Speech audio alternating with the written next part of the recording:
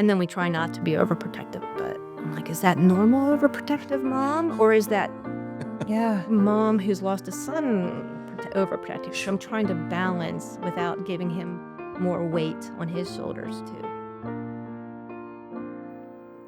Hello and welcome to Guess Who Died, a podcast where we talk about who died and how we feel about it with host Jeff, myself, Julia, and producer KC. All right, Jeff, who died? Well, I saw this a few weeks back, it seems. Former professional basketball player, used to play for the Lakers, Eldon Campbell, died at 57, accidental drowning in Florida. Wasn't expected. It was obviously an accident. 57 years old. I remember him early 90s with the Lakers before I jumped on the Bulls bandwagon. He was there at the end of Showtime. He was there Magic Johnson's last year as a rookie. Backup power forward and center. And I do remember him. And I saw that come across. I'm like, hadn't heard of him in a while. And it's sad that you got to hear about him because he passed away. Yeah. And that was that happened. And Julia hasn't heard of him at all. I knew Not that. at all. Lakers, does that mean anything? That got me there a you go. little bit. Okay. All right. I have to say, we didn't say it yet, but we are in our brand new podcast studio now. It is fully redone. We are feeling the vibes in here, but one of our new additions is we have a camera on us. And while you were talking about that, I realized I was completely glazed over, deadlocked into the camera. So there will be actual video evidence of me, having one of those moments. So. I try to find something that's not sports related. I really do. But luckily, it was kind of a light month. Yeah, I have to agree. I'm looking down my list and I'm thinking the same thing. Yep. Julia, who do you have? All right, I brought Tom Stoppard, the playwright of Rosencrantz and Guildenstern Are Dead. Oh, He died. Wow. I know, it kind of feels like, shouldn't he maybe have died like 200 years ago? Unsure. But I love Rosencrantz and Guildenstern Are Dead. Do you know what it is, Jeff? I'm glazed over. So Rosencrantz and Guildenstern were side characters in Romeo and Juliet, right? Or Hamlet? I think Hamlet. Okay, Hamlet. Yeah, because I never saw Hamlet, but I've seen Romeo and Juliet. And they're just like two random side characters, but then this is like a whole separate play. It's almost like fanfic for Hamlet. And it's like just about them having like this weird little encounter with people and kind of being like circus folk. I don't know, but I almost did a one-act play about it in college. And I just have like I like it. I don't know, fond memories of this. So yeah, the person who wrote that, his name is Tom Stoppard, and he died this month. Oh. Yeah. Well, thanks for bringing light to him. Yes, I know. Right? Again, not every month are these huge celebrities. It's been an interesting year for us in that regard. But there are other people that deserve recognition and acknowledgement and honor. Yeah. So again, I'm going to dig a little deeper. I'm going to bring up a dear friend of our mission. Jean Caratanuti died. And not a celebrity, not everyone that knows her, but she was a dear friend to Olivia's house, where we produce this podcast, and just an icon in our community. She was a teacher. She was an English teacher. She would tell you all about it. Her husband and she started a local manufacturing business and ran that, and it's still running and successful. Her sons have run it and continue to run it, and she will be missed. I can attest to the fact that she is a celebrity around here because I've been around here for a little over 10 years, but when I started, her name was like godlike status. She had just stopped volunteering right when I started. Yep. So everyone was like, oh, Jean, we love Jean. Oh, you would have loved Jean. Like, you'll never get to work with her. She doesn't volunteer. And I was always just like, okay, she sounds awesome. Wish I could meet her. And I never. You really would have. You would have adored her because she was an English teacher, which is your thing. Yep. And it was so much so that Jeff can attest to, we are running nonstop here in the Grief Center. We are so busy every minute of the day. But when Jean volunteered, she worked at the front desk. She would answer the phones and greet people for us. We all took at least a half an hour to go sit with Jean every week because it was just that kind of, for lack of a better word, grandma energy. She would kill me if I said it, but she had that energy and that kindness to her, and you would have loved talking books with her. She was just so incredible. Yeah. I wish I could have known her. Yeah. Same. Yeah. And you do, you meet her through different ways. And I think that that's where her legacy lives on. We have a bunch of our friends that were her dear friends, and then her sons. So Former guest on the pod Exactly. is someone very close to Jean. absolutely, yeah. absolutely. So we mourn Jean, and I should have brought her up earlier. Yeah. I felt bad about that. No, good to give her time to shine on a month when she's not getting overshadowed by some huge celebrity death. Let's Exactly. give her some Exactly. air here. And I guess for our sake, for the show, this is probably one of the first ones where we like, oh, I look down the list and I go, I don't really know these people. So Yeah. that's good. Yeah, I thought we were jinxing people there all through the year, and it didn't seem like we did it this past month. So You know, though, I wonder, Julia, if you can speak to, because being professionals at a grief center, we often talk about December, and it's usually light. Mhm. It's typically light. Yeah. I think we even talked about this at the top of our last episode, Okay. too. Just that around the holidays, especially with anyone with terminal illness, they tend to hang on a little bit. And then after the holidays pass, we see a little bit more of a spike in losses. Yeah. So, yeah, not something Interesting. necessarily a causation, but a correlation for sure. We see this time of year tends to be a little bit slower. I think I remember you bringing that up before, but I didn't really think too much on it until like right now. I'm like, it makes sense. Sure. All right. Well, speaking of our community, we have a member of our community coming into the pod today. And Absolutely. I'm so excited for our guest today. When we started the podcast, I thought, ooh, she's someone I want on. She has a story to tell, and she's not afraid to tell it. And I love that. cannot wait. Look forward to meeting her. All right. When we come back on Guess Who Died, we will be back with our guest, Jane, in just a moment. Olivia's House is an independent, freestanding, nonprofit grief and loss center that supports children and their families before, during, or after a loss, all at no cost. When death enters your house, you are welcome at our house, where families are met with professional care, expert guidance, and resources for children and teens of any age. Nestled in central Pennsylvania, Olivia's House continues to be the premier independent grief and loss center. And welcome back to Guess Who Died? It's Jeff and Julia, along with our producer, Casey. And Julia, please introduce our latest guest. Welcome to the brand new pod, Jane. It's great to have you. Thank you. Thanks for having me. All right. So, Jane, you saw the title of the podcast is Guess Who Died? Yes. That is our question to you. Who was it in your world who died? Our son died. Our son died when he was 21 years old, Justin. I'm biased because I love the name Justin, so I already have an affinity towards him. But tell us a little bit about your son. Justin is technically my stepson who came into my life when he was 6 years old.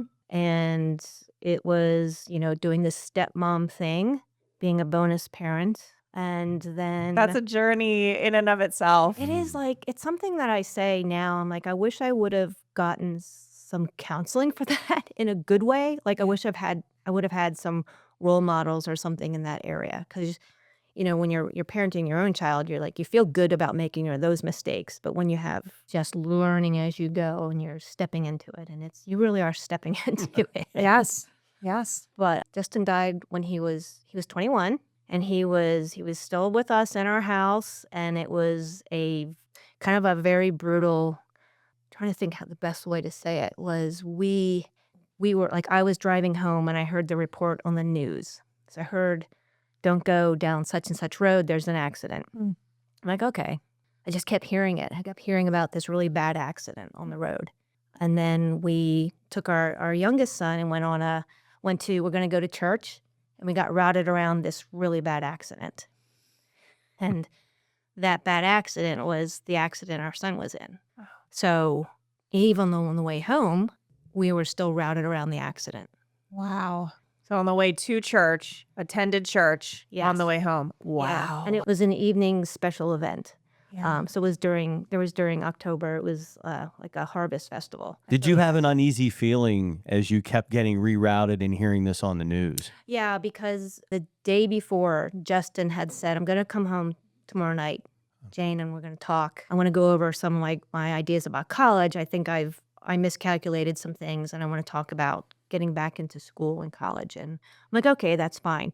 So he and we were supposed to sit down that weekend. It was a Friday night. That weekend, we were supposed to sit down and talk. I'm like, well, this is kind of weird. And he would oftentimes go out, visit friends, and leave and go to different colleges and visit his friends and things. So time was going on, and I'm like, wonder, he worked third shift. He's supposed to get home.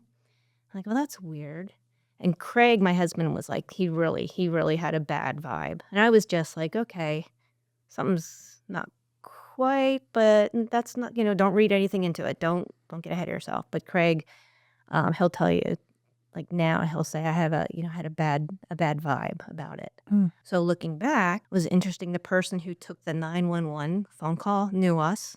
Oh. Yeah. So she was telling us about stuff after the fact. The person who was at the scene, there was a person at the scene who was a nurse, and she was able to talk to us after the fact and tell us more about the accident.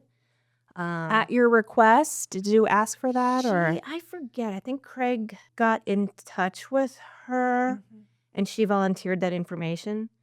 Then we had somebody from my office called me the next day because, I work at a big office. We were all still actually very close, even though it was a big local office.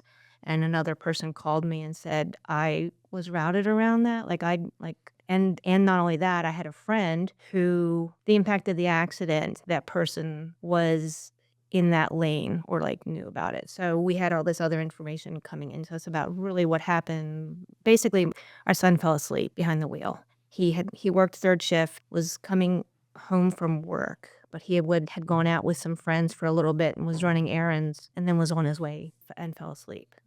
So that's basically what happened. Trying to get it all in while he was home. Trying to get it all in, and I'm a anti third shift person because of it. Even to this day, I'm like, yeah, you're not working third shift. I tell our grandson and our son, I'm like, How much of it did you really want to know? When people were telling you this story, did you not want to know? Would it have been easier if you hadn't heard more details about it? no, this is the hard part. We were really, the person who was at the scene, who got there first, was a nurse, and her spouse or fiance was a doctor. They were sitting at a diner, saw the accident, heard the accident, went out, and she was able to tell us some things that were a relief. It was a very bad impact. And with what she was able to tell us was he passed almost instantly. So there wasn't, he probably didn't wake up, which is what the police were able to tell us, which was good. I don't know if there was no skid marks. So he fell asleep, and then they don't believe he woke up. And the impact with what the nurse was able to say was that he didn't wake up. He wasn't in any pain. He wasn't struggling. And she was talking to him the whole time.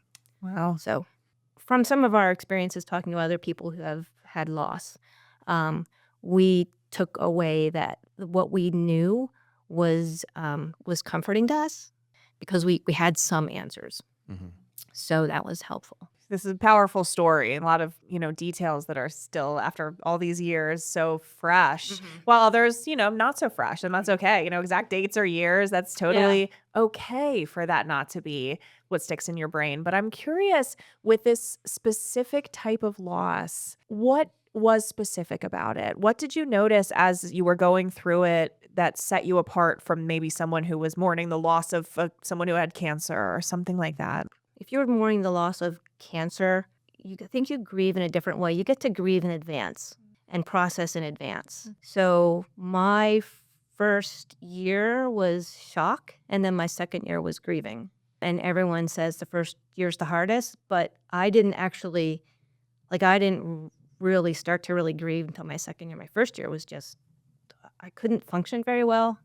So for me, that's what mine was. So I feel like people, when you have an imminent, like a terminal illness or something, you're kind of starting to grieve. You're angry first. You're angry and grieving. You're going through all the steps again, and then you're repeating the steps. You're angry, you're grieving, you're depressed.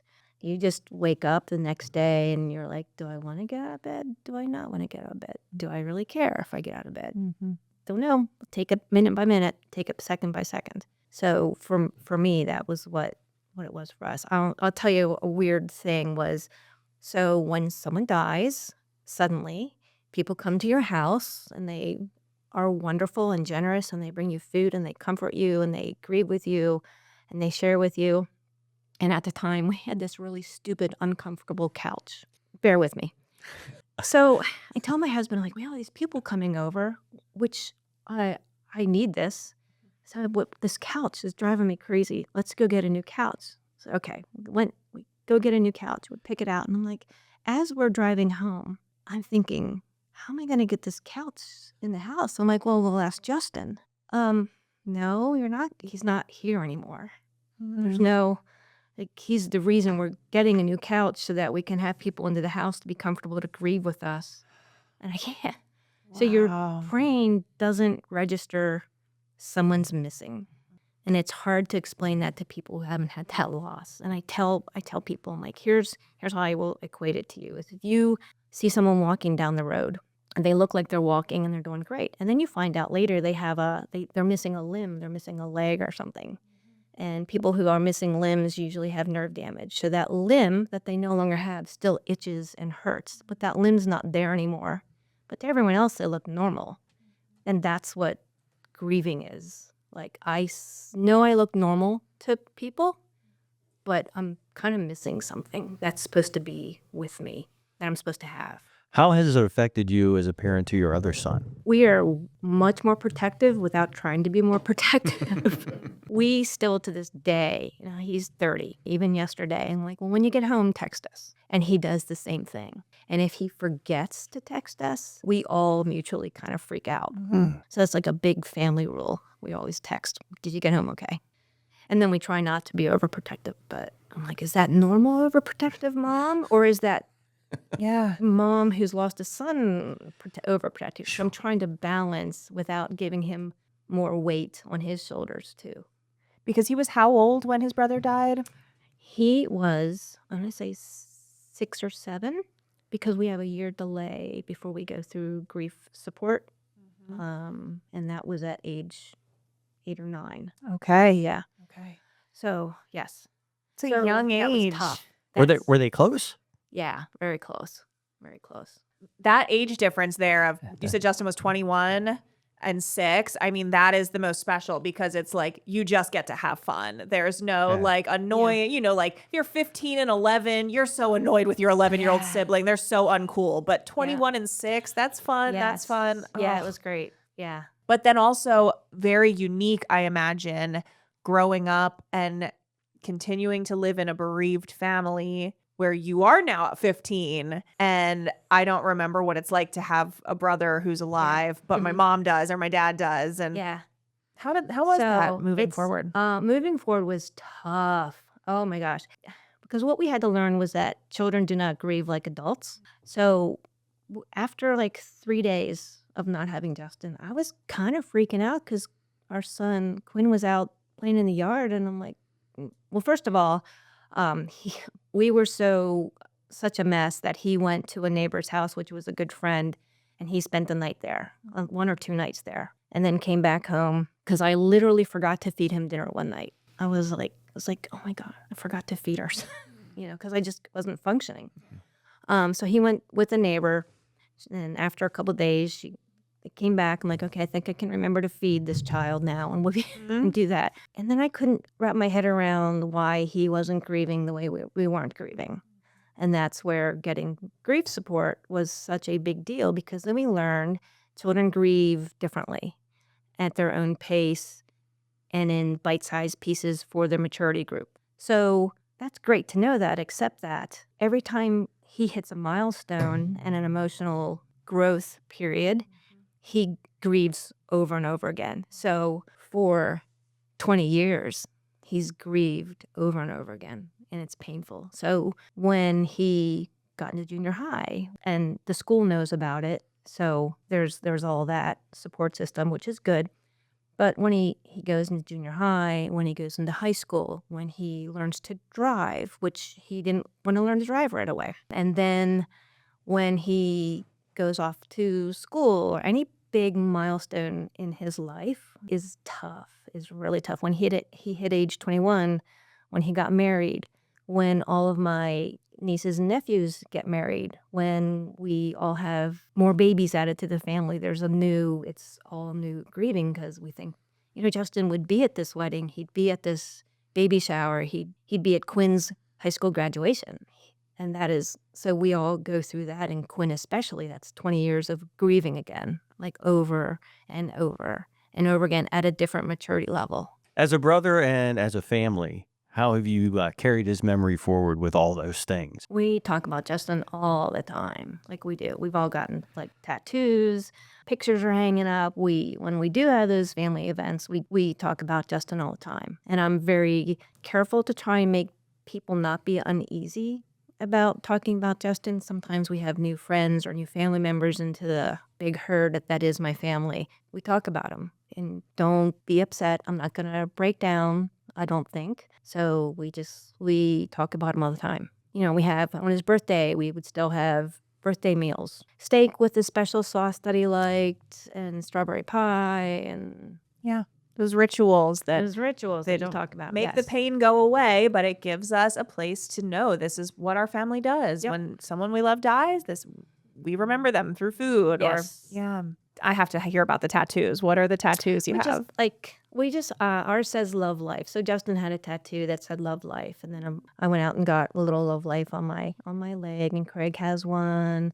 Quinn tried to get a tattoo at once, not related to this, and that was not his jam. Oh my gosh. He was like, nope, not happening. So he's in. But I have my nephews. Several of my nephews have tattoos that they got as well. That's special. And that I understand that's pretty common for late adolescents and other people. So yeah, got some ink. Any way we can sort of take ownership over this experience that rocked us is important. What wisdom would you have for other moms, other families experiencing something so tragic like this? There's so much to learn. Don't beat yourself up. I know people are like, well, does it get better? It changes. It really does change through the years. It's been a long time. And I'll still be days where I'm like, I'm a little teary today, or a little sad, or whatever. When it starts, it's take 1 second at a time. And then it'll be, okay, that was a good couple of seconds. And then 1 minute at a time. And then 1 day at a time. And a week at a time. And then you might have to go back to just taking life at 1 second at a time. So it's a learning process. But if I'm going to say one thing, you have to want to heal. If you want to just sit there and wallow in it, that's okay. But if you don't want to progress, I'm not saying give up your grief or forget the person or minimize it. I'm just saying you really have to want to wake up and have a good day at some point. Whether you might think it's a year from now, or 6 months from now, or 2 years from now. But if you don't want to, then you're not going to progress in life with your grief. You're not walking away from your grief. You're moving forward with your grief. That's important. Like, so many people think it's moving on or finding closure, which implies closing the door on their loved one. And it's not that. It's moving forward with them in this new relationship that you have. Yes, absolutely. Love life. Love life. Love life. Yeah. Love life. Yes. Keep moving. Give yourself some slack as well. Talk to us a little bit about like co-parenting through loss, like raising a parent, not with but like with your partner, with Craig. Tell us a little bit about what it was like being parents of a bereaved child while you are both bereaved at the same time. What was that like? We tried so hard to not break down at the same time. And you can't stop that. If you're both going to absolutely lose your shit at the same time, you just have to figure that out. Because I would have a really bad day and I would go into Justin's room and try to, like, do I need to clean stuff up in here? Or do I just want to lay in his bed? And then hopefully Craig would be having an okay day and he would be the parent while I was not being able to parent. So it's very much tag teaming.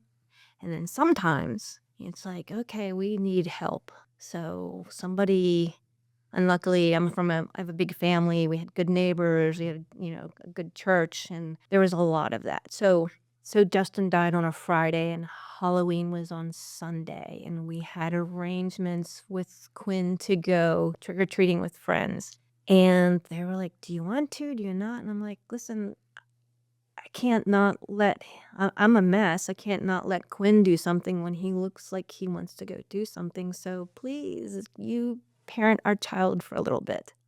And that would be great. It's those things that people don't often think of to ask for. You send a card, a sympathy card, or you send a casserole, and that's helpful, but It was, yeah. what I also maybe needed was you to take my child trick-or-treating, and you might exactly. not think to ask. So just Yeah. really looking into your eyes and saying, what do you need? What can I do?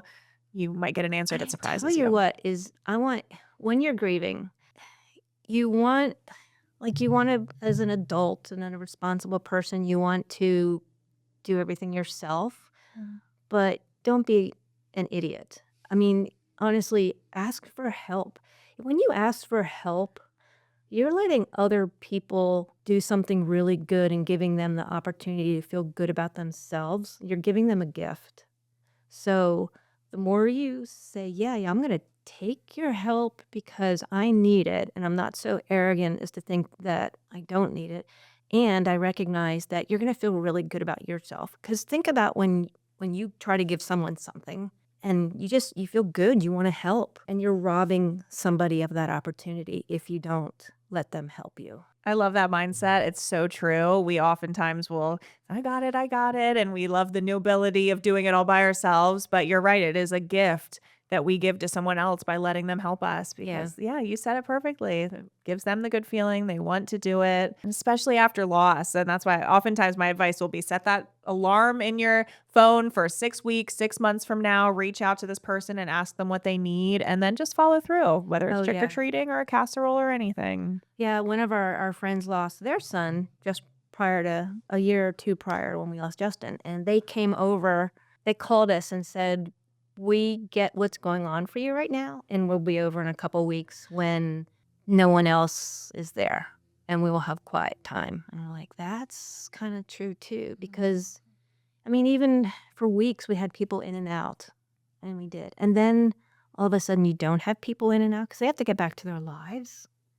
And then you're like, well, gosh, it's quiet. And that's the second, like, the second whammy. You're like, okay, now I have to do the work of this because it was good. I mean, Justin's friends, I think that first week, like within 5 days, I opened the door one day and there was like 25 kids came to the house. Like they all came at once.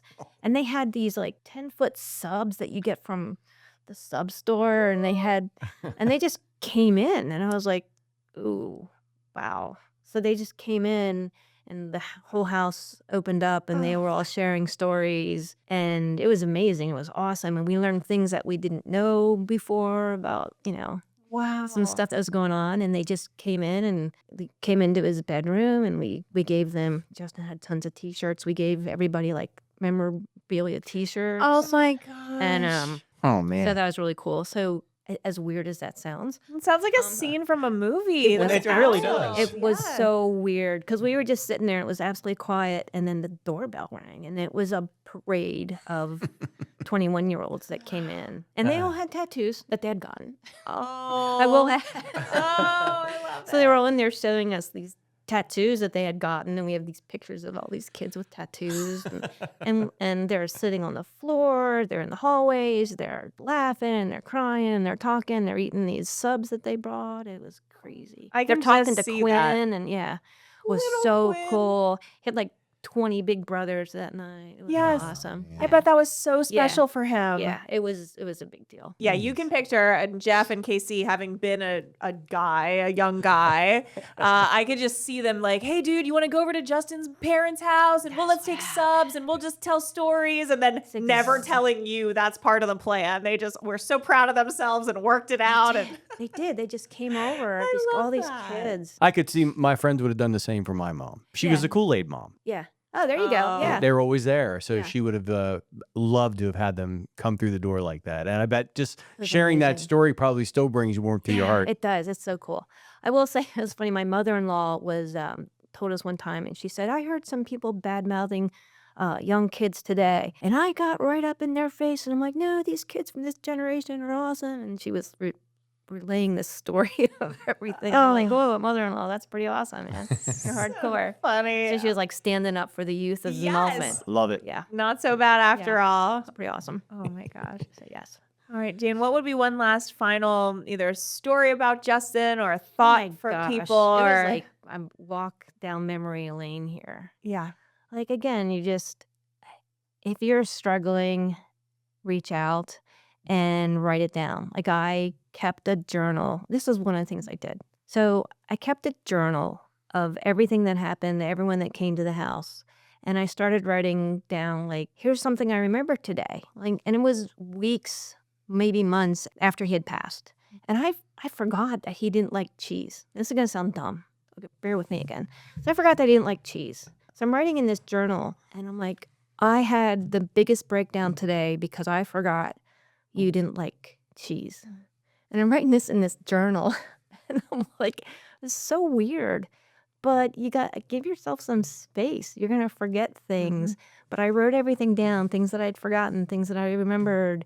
And I wrote the journal with the idea that someday someone else was going to read it. It wasn't a diary. It wasn't a, dear diary, shh, don't tell anybody. It was a, someday I'm not going to be here. And Quinn's going to wonder. He might have questions. You know, he's young. He might forget things. So I, for a year, wrote in this journal things that I remembered about Justin, things that I forgot and then re-remembered, things that happened during this whole grieving initial process, the first 6 months, year. Because again, I might have been in the room talking to somebody about Justin and Craig would have been in the room talking about something else. So there are things that we've missed with each other when we were both going through our grieving and talking to different people and hearing different stories, and we got our facts a little screwed up maybe. But so I was journaling about it. So I would kind of suggest, if you're grieving and you're struggling, write a journal. Don't write a diary, write a journal, thinking you can write it to the person you lost. You could write it to your future self. Pick something that makes you comfortable and feels good and write about it and cry or laugh, tell good stories. And then just think someone else might read this someday. This isn't always for me. Maybe it's for somebody else that needs it. That's my 2 cents. I love that. Perfect. I think that's amazing. Jane, you've been full of wisdom today and a great Thank you. attitude. And just thank you for sharing Justin with us. And your Absolutely. family. It's my pleasure. All right. We have a little tradition we do at the end of every podcast where we like to do a little cheers to our person that we're missing. So you do not have a drink. We still need to remember to offer our guest a drink. Casey, note to self. The fake cup. Oh, It was a toast with a cookie. I'll toast with a cookie. Jane brought us That'll work. cookies. Our Good very cookies, by the first way. guest Thank that you. brought us gifts. All right, so we like to do on the count of 3, we say to that person's name. So we'll go ahead and do that. 1, 2, 3. To Justin. Tooting. All right. Thank you. Thank you so much, Jane. It's been an honor having you here. It's been an honor to be here. We will be right back on Guess Who Died. Guess Who Died is brought to you by Olivia's House, a grief and loss center for children. Olivia's House is a community-funded organization that provides comfort and education to families when they need it most, and we are able to keep our doors open thanks to donations from people just like you.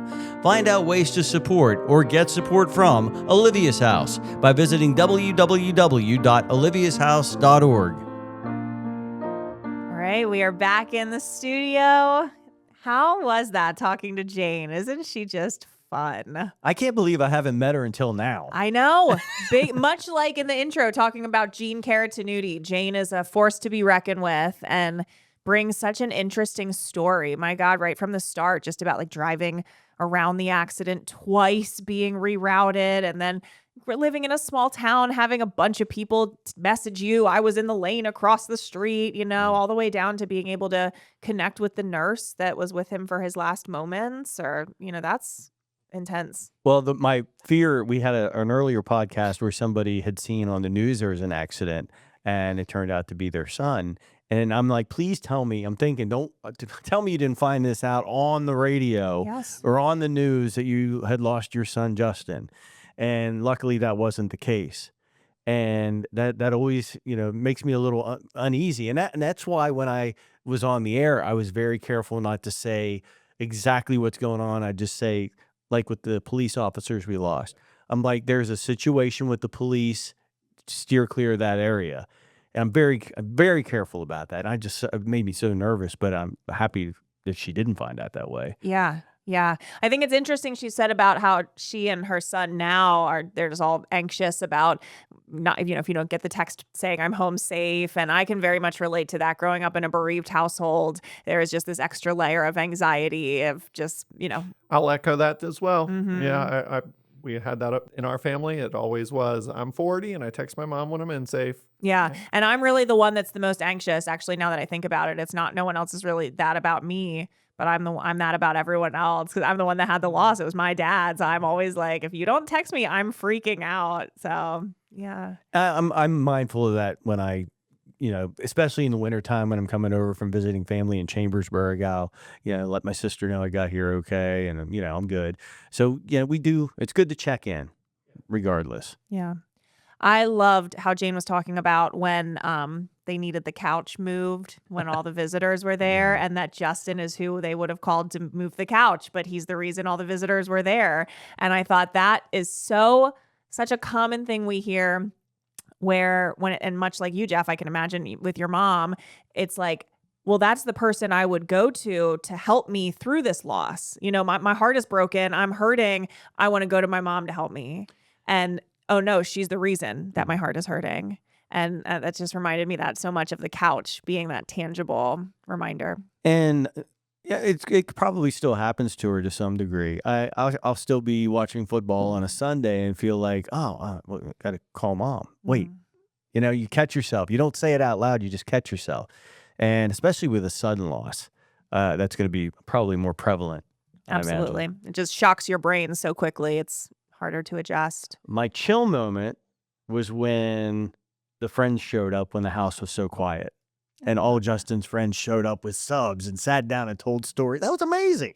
Amazing. What an incredible story. It truly is like, as she's telling it, you're like, sounds too good to like, that sounds amazing. But it's like, no, they did it. They wanted to be there. They wanted to share stories and gather around food and break bread. And it just had all the elements of a funeral ritual or an after-death ritual. I think it's kind of neat because in the way like Jane shared it, it was what they needed, what she and Craig needed, and they were so grateful. But I think also that's what his friends needed. His friends needed to feel close to him. And what better way than in his home with his parents, his family.